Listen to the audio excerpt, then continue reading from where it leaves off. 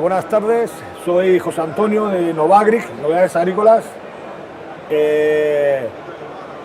Yo, más que hacer una presentación de un nuevo avance tecnológico que haya desarrollado la empresa, quiero hablar de cuál es la manera adecuada de aplicar la tecnología en hábitats que no son exactamente el nuestro. Es decir, la tecnología se demuestra en nuestra región, en las zonas que trabajamos normalmente, pero cuando cambiamos, intentamos irnos a otros hábitats desde el punto de vista climático o ecológico, las condiciones son diferentes.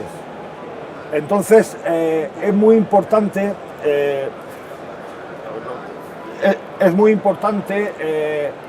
cómo adaptar la tecnología que ya existe a esos nuevos sistemas de cultivo, a esas nuevas condiciones. En este caso me quiero referir un poco al cultivo en zonas tropicales. Me refiero a la agricultura intensiva en zonas tropicales.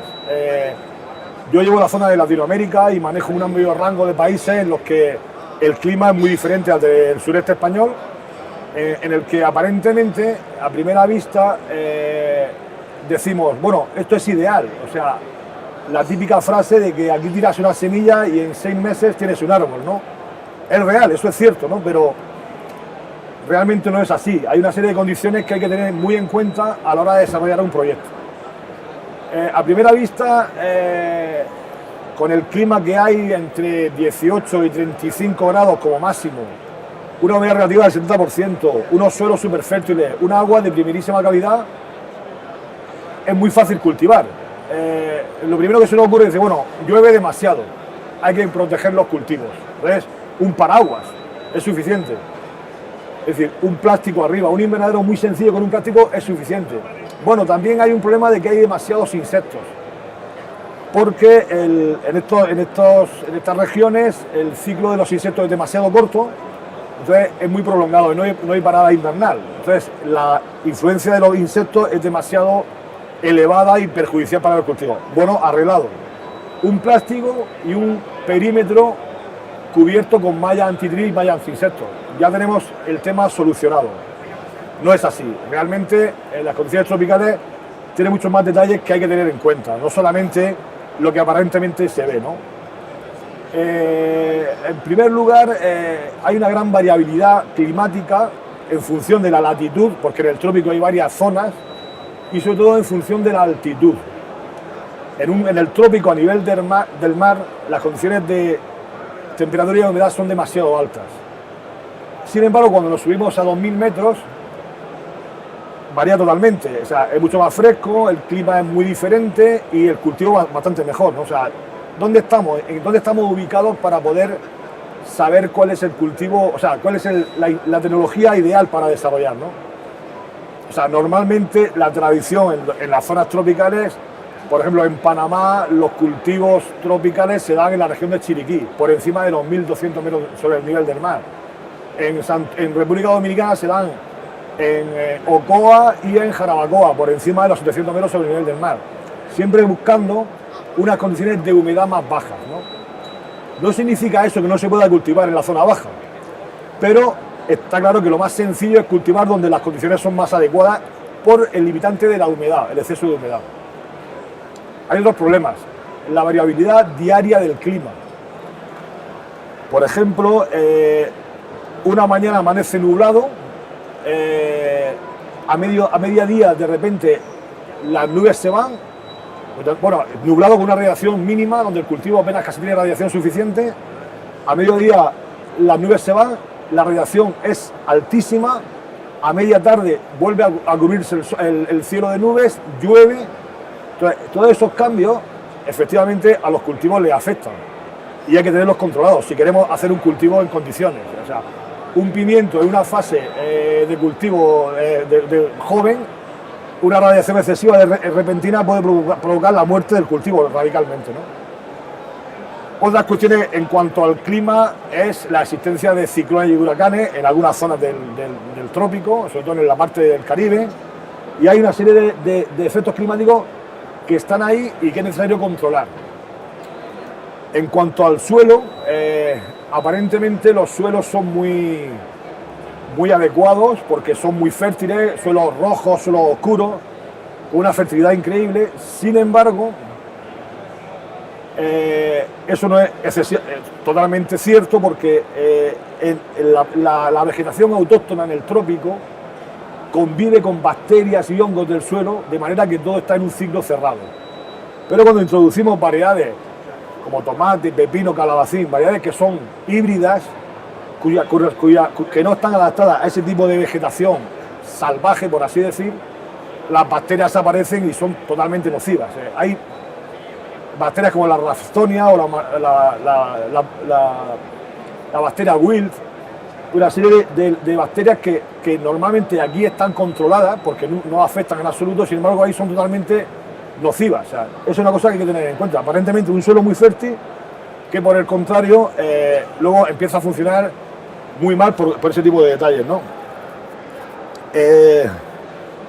En cuanto a, normalmente las zonas altas, que son las más interesantes, tienen el inconveniente en que los suelos son muy irregulares, hace falta una nivelación. Cuando hacemos nivelación, lo que estamos haciendo es que estamos moviendo las capas del suelo, por lo tanto hacemos un suelo que no es nada fértil. Es decir, es una cuestión muy complicada manejar los suelos tal como son en el trópico.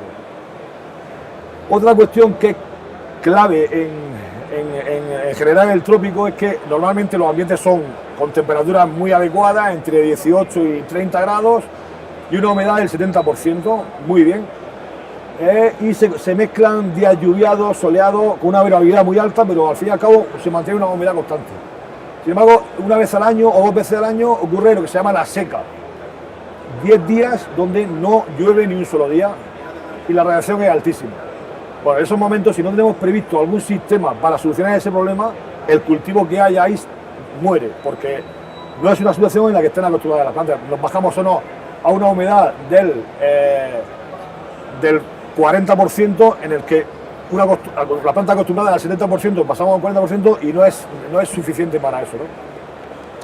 Una vez que más o menos se manejan esos parámetros, hay que actuar con el diseño de invernadero ideal y infraestructuras necesarias para ese proyecto, ¿no?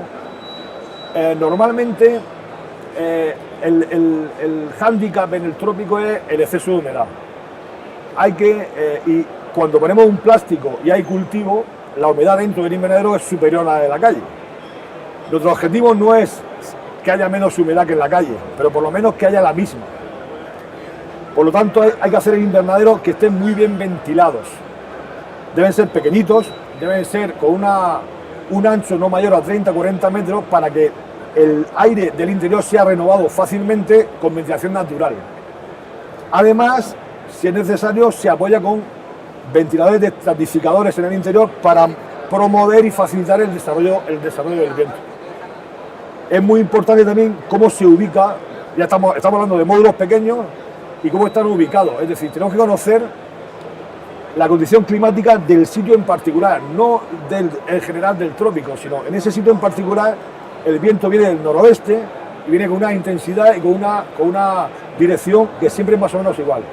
No hay datos normalmente para eso, hay que preguntar al viejito de la zona en muchos casos, pero realmente es muy importante conocer ese detalle porque la orientación del invernadero es fundamental para que el viento natural y la ventilación natural produzca el intercambio de aire del interior y pueda sacar la humedad.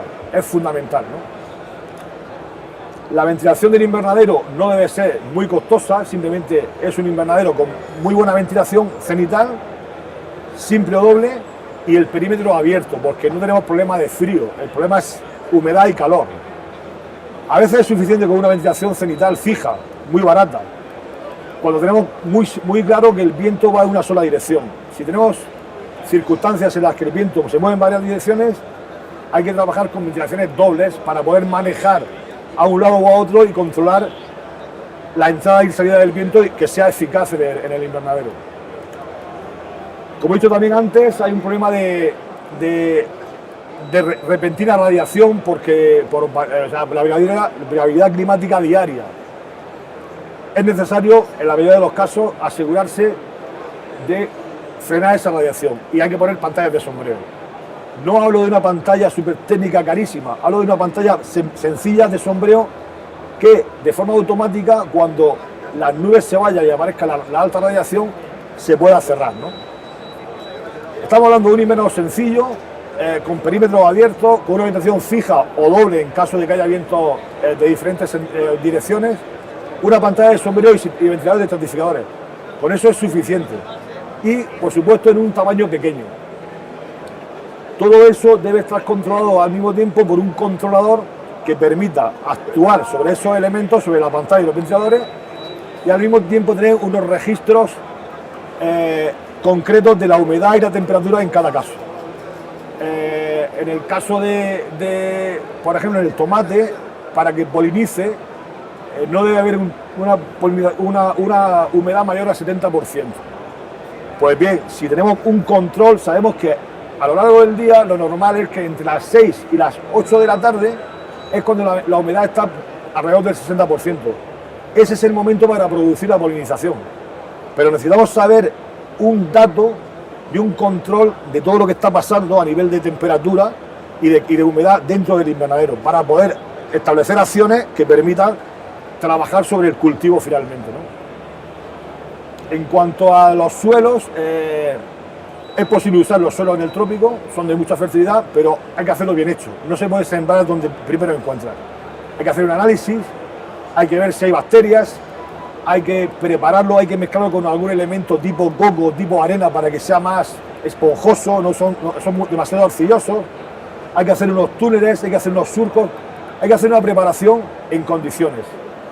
Y por supuesto que el sistema de riego esté preparado para que en un paso posterior se pueda pasar de un cultivo en suelo tradicional a un sistema de cultivo en sustrato de forma rápida, es decir, un sistema con piqueta y gotero autocompensante, de manera que en el momento que aparece una bacteria o que tenemos un problema en el suelo, sobre el mismo surco que hicimos colocamos las canaletas y colocamos la fibra de coco y hacemos un cultivo hidropónico.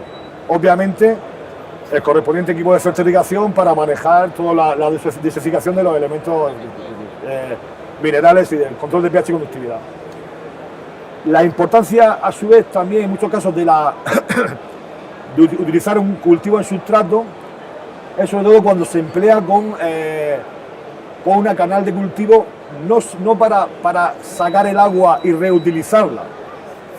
Si se puede utilizar, mucho mejor, pero lo importante es que ese agua de drenaje que hay la podemos sacar fuera del invernadero, porque de esa manera estamos reduciendo la humedad en el interior del invernadero.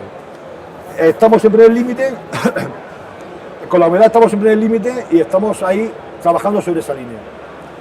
Básicamente, el resumen, es muy fácil cultivar en el trópico, hay tecnología para poder aplicar, pero hay que saber cómo utilizarla y hacerla en su justa medida. Hasta ahí. Gracias.